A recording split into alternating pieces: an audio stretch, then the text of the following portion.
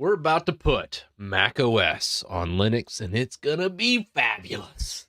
So let's get on the desktop. I'm gonna actually just show you this starting off, and then I have a little guide, of course, that you can follow along and do this on your Linux, and even take this to the next level and getting all the stuff working, because we need to talk about some of the limitations and how to get around them. So this is my current setup with Virtual Machine Manager. I got like Windows, Mint, some other stuff I might throw on here, but I'm just going to run our Mac OS over here. This is called Simple KVM. Very popular, probably the best one in existence. I've also used some other ones, but I found this one just to be probably the best one. The boot process and everything is actually really good. Most people don't see this, obviously, if you're on actual official Apple hardware.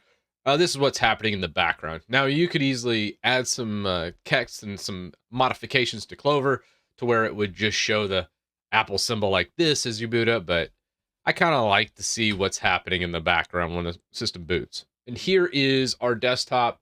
I've done some modifications, but I can definitely do a lot more. We're going to actually wipe this whole system out and reload it. I just kind of wanted to show what we're going to do, because this right here is pretty darn awesome. But you're going to notice, hey, the graphics, you don't have any graphics acceleration. You have sound.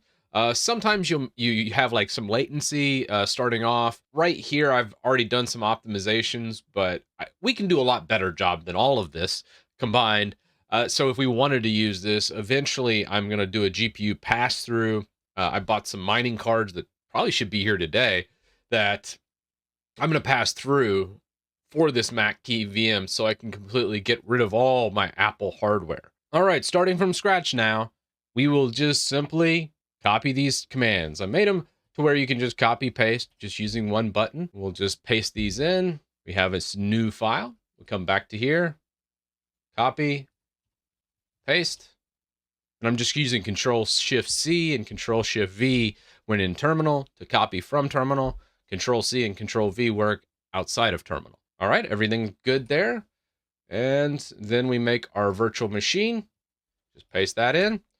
And it just makes our virtual machine. So we're pretty much done. Literally, that's it. That's like 30 seconds worth of setup. Obviously, we're going to do a little bit more than that. But our terminal work is pretty much finished. We'll launch Virtual Machine Manager. We'll see our Mac KVM. We're going to make some modifications before we start this up. The very first thing I like to do is, one, let's fix our cores. We have 2 threads. I have obviously a hyper-threaded system, so that works. We'll be using 8 virtual cores. Memory, it only allocates 2 gigs by default. Since I have 32 gigs, we're going to just give it 10 gigs right here.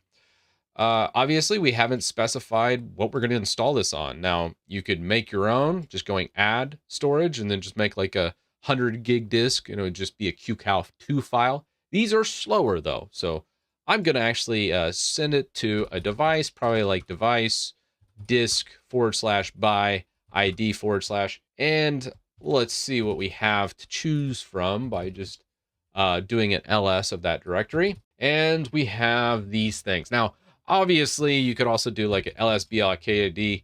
You can see I have a ton of different drives. And sometimes my drive letters, all these SDB, SDA, they're all hot swappable. So that means those letters can change. So if you have changing letters and you have more than like 2 or 3 hard drives in your system, do it by ID. It's just a good policy. So we're going to grab our 500 gig drive. This is just a Samsung Evo SSD. We're going to put our Mac KVM on just like that. So now we have this guy that we'll install it on. Network device. Typically, you're going to do a virtual network. And if you're unsure on how to set that up, or let's say it's not started by default, I made another article about QEMU in here. And in it, down here, setting up default networking, this sets everything as a default virtual network. The downside to a virtual network is it's outside your current network. So I use a 10.0.0.0 subnet. Some people are going to want to be on that same subnet as a VM. And the reason why they don't do this by default is you could do a bridge, and I've already set up a bridge on this device, and I showed how to do that. This will put it on that same 10.0 network. But by default, you never want to do this, just because if you're using VMs to test things or maybe test a virus or whatever it might be, it's sandboxed into that subnet, where if you put it on your home subnet, that virus could spread to your home network. So be careful with doing bridges, but if you're going to be using this like as a production machine like I am, I'm going to use it for video production. Well, I just kind of want it be on my network, and I want really fast speeds. So using a virtual one is just too slow for me because I'm going to be doing over 1 gigabit speeds. So we'll do the bridge right here, and that's about it.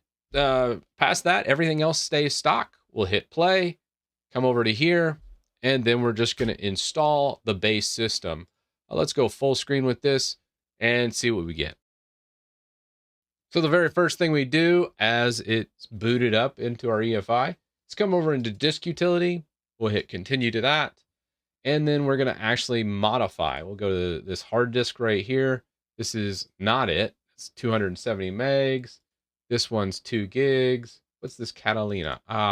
This looks like the drive we need. Now, obviously, I could just leave this as B, but I'm going to erase everything on this drive. And let's just say erase volume group. And we're going to hit done. Another way, if you can't access this, by the way, and it's just like an NTFS volume or something that disk utility can't read, what you can do is get out of this and use a utility on Linux called gparted. And then let's find our 500 gig drive down here. And you can see, okay, this is EFI, APFS file system. All right, yeah, that looks all pretty darn good. So let's come back into here. But let's say it wasn't. You could just delete this, hit the check mark, and then it would wipe out whatever's there. Obviously, we're good since Apple can read your disk utility. I just want to show you an issue you might run into. So we're going to actually partition this Catalina instance. Now, this is an APFS volume. If you're doing a VM, I highly recommend using a Mac journaled one instead of just pure APFS, which is newer. So we're going to just erase this and the format. Well, what can we use? We could use APFS. Let's see if we can't repartition. And let's change this to macOS Extended Journaled. Now, this is a little older, but the reason why we want macOS Extended Journaled is it's a little bit easier to manage outside of Mac. APFS is notoriously difficult, where macOS Extended Journaled, it has a lot more compatibility with Linux. So let's go ahead and hit apply to this and partition it, and we're going to hit done. So if we look at it now, all right, cool. Now it's a macOS Extended Journaled. That's exactly what we want. Nothing's on the drive. Everything's free. We're good. We can just click exit, and then we're just going to reinstall macOS here. We'll hit continue, and then we simply select our disk that should pop up. I agree again, and then we select the Catalina disk and hit install. Now, if you're using QCOW 2, this could take upwards of an hour. The file system one is a little bit rougher on the read-write output using Mac, where if you have a pass-through hard drive like this, it's going to actually run probably faster than a bare metal Mac as far as the install and full load of like Catalina would be. All right, that took roughly 3 or 4 minutes. This part is going to take a little bit longer, though. This usually takes about 20 minutes, but let's see how fast this goes. Finished up. If you have a huge list like this, just come over to where it says your operating system, which mine's Catalina.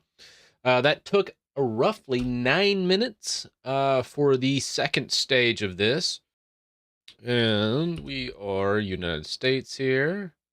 Always throws me off going from Linux to Windows because scroll up is basically scroll down. It's kind of intuitive if you really don't think about it. And let's move forward. We're not going to transfer any information. We're going to skip our Apple ID. But you can type this in. We'll set this up later, though. And skip. Then we just make our account. And I kind of like the dark theme. This is actually, Catalina was the first time I think they added a full dark theme to macOS, which is kind of nice. And here we are on our desktop. So we're just going to set up our keyboard. Should identify as United States. We'll go ahead and install our updates and close that. Another thing you're going to run into a lot when we pull up like system preferences, it's always going to want to install like Big Sur or Monterey or whatever the latest is. You can actually do scripts to take this out, which is kind of cool. I'll try and put a link in my guide on how to do that. So now let's move on to some optimizations. Now, out of the box, when you pass through your hard drive, it's not too bad, and you have a full spotlight search. Everything feels kind of snappy, but we can improve upon that even more. So if we look over here, the big thing here is changing the screen resolution to probably 1080p from 720p. GPU pass-through, if you're going to be doing any 3D acceleration, you pretty much have to grab a GPU. And when you do it, there's a select number of things to get. Now, if you're using Catalina, you need to stay with like the 5000 series. And that's where, like, I think the sweet spot for this right now is the 5700 XT. Beautiful card and absolutely lovely, really compatible with all of the last three OSs from Mac, which is great. Next up, changing the screen resolution. This is actually done by mounting the EFI share and then changing the specific config.plist and then going into Clover. Let's go ahead and do this. It shouldn't take very long. So as with anything, that's great. Yeah, need terminal. So let's grab our terminal to do what we need to do. And let's blow that up a little bit. Oh, I already missed magnet for this, for snapping. But anyways, disk util list. Let's see what we have. The 2 gig, that's just the install media. We could actually eject that from our virt-manager. Disk 1, that looks like our EFI partition. These are our system ones. So we need actually dev disk 1. That looks to be the one we need to mount to change the specific resolution. Again, we'll just do sudo disk util mount disk 1. That's obviously the EFI. And then we need this EFI partition, which is also 1. So this would be S1. Hit enter, type our password, and now we have that drive mounted. So if we open up our Finder, EFI, pull up the EFI folder, I believe it's in Clover, config plist, and we'll choose like text edit, I think, on here. Bam, there it is. So here's this. Now we just find the screen resolution key, which there it is right there. We'll just do 1920 by 1080. And that's it. We're done with that. So we've mounted our disk. We changed that one line, and now we just got to change it in the Clover settings now. So from our command prompt here, or our terminal, we're going to hit basic, and then as soon as it launches, hit escape. And then from device manager, we need to go into here. I believe it's OVMF platform, change preferred, and then we should have a 1080p. Bam. So that's the next steps. Let's commit changes and escape to exit. Now from here, I'm going to just shut down this full machine. Let's just power it off and quit. So this is good. Now when we launch our KVM from virt-manager, we'll open that up. Let's go full screen here. We should have a little bit easier time with the actual resolution not being 720p. The big thing is, if you can't get to that screen, is as soon as you launch that basic command, hit escape as soon as you see that Tenno core prompt. Oh, that's already looking better. All right. So now let's log in. So this does look like it fixed it and got now not that 720p. Let's go to system preferences just to verify that. Under displays, let's go scaled. And you can see we're at 1920 by 1080 now, which is great. Phenomenal. The next thing we need to do is make this a little more performant. Probably the best way to do this is adding a little bit extra video memory, and then also doing something called OS X Optimizer. I need to fork this project. Sick Codes have done an amazing job with a lot of this stuff, but I just kind of wanted to make it like a one-click script kind of thing when we pull up our terminal. We're not going to skip the GUI, that's fine. Turning off indexing is probably, if you only do one thing in here, make it this, because this right here is so clutch. It will increase your performance drastically. So we'll just paste that in here, type our password, and this will disable all indexing on the drive and speed it up by a good bit. So next up, we're going to add performance mode or enable performance mode right here. We'll copy it. And since this is a VM, we need to also adjust power settings. That's one thing that A lot of people miss as well. So we got performance mode on. Disable heavy login paper. That's probably actually a good idea. This is probably the second biggest thing, is reducing motion and transparency. So since we're not working with a lot on the GPU side of thing, anything we can do to reduce this load will make a huge impact. Now, most of the other stuff, it doesn't really matter too much. You can disable updates.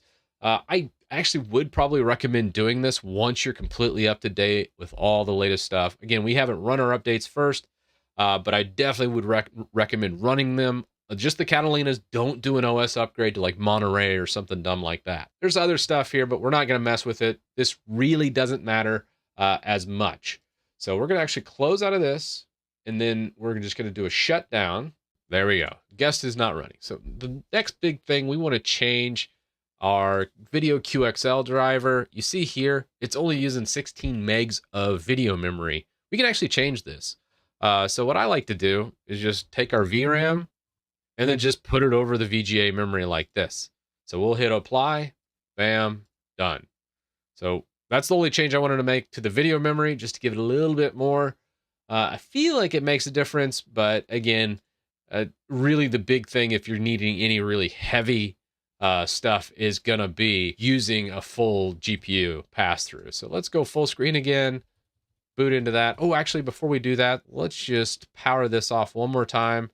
I want to remove this base system disk, as I don't think we need this anymore. And let's just remove disk 2. We're not going to delete the associated files, just in case we want to bring it back, we can. And then let's go full screen.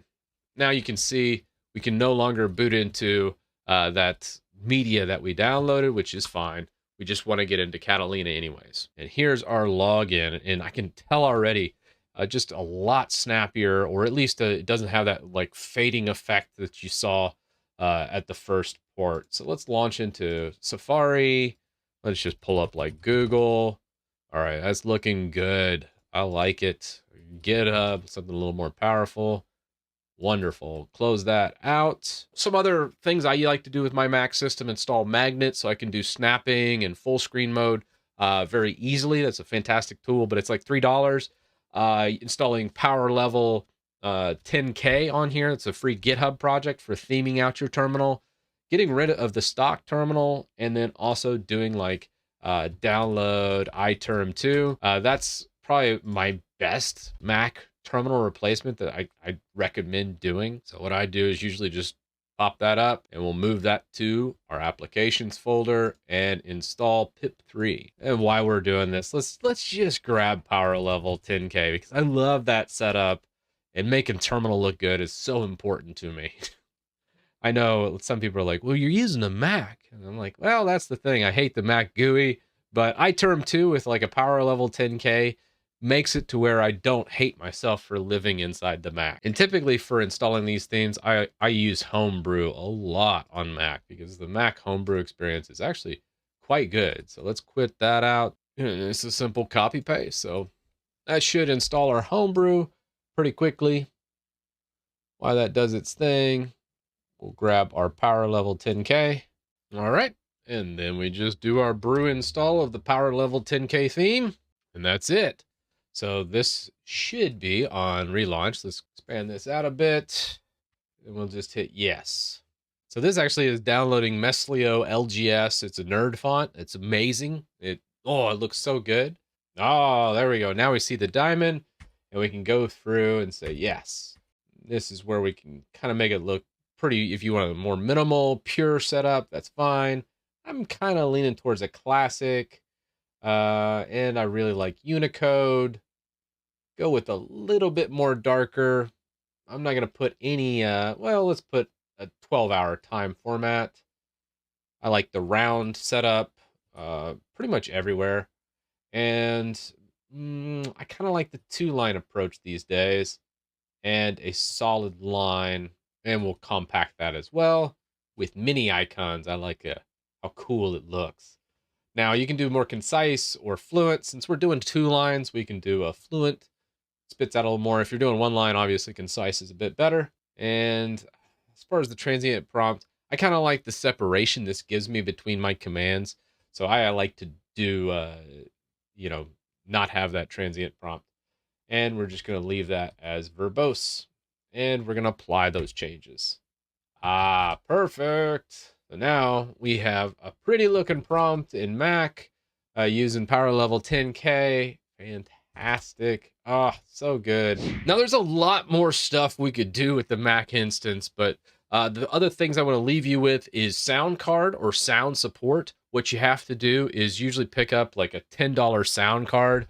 I have a little cheap optical in sound card right here that's $30, but if you don't need optical, you can probably go with a cheaper one on Amazon for about $5 and just plug that in your USB and pass that device through to this VM using virt-manager. You don't even need to go to the terminal if you don't want to. And then obviously that GPU, I've touched on it a couple times, but getting a GPU for your Mac VM I think is pretty much mandatory, and there's no real way to use your built-in sound or video card to pass through to the Mac. It needs that dedicated GPU that's on the approved hardware list. So that's the big things, and you're not going to be jumping to like Monterey or Big Sur, but staying at Catalina for probably the next couple years, this is totally viable. Going into the future, though, I did look at a project called OSX KVM, not nearly as polished as the simple KVM, but they did have Monterey, Big Sur support, but a far inferior experience compared to what simple KVM offers us today. I really hope that the simple KVM team keeps working on that, because man, it's such an amazing project, and I'm going to be using it probably quite extensively here in the next couple of years, as long as I get my GPU pass-through working, which hopefully that card comes any hour now. And I'll probably make a video specifically on that card because it's coming from a mining rig. It's a $1,000 card that I bought on eBay for about $170. We'll see how that turns out. So I'll be looking forward to that video, and I'll see you in the next one.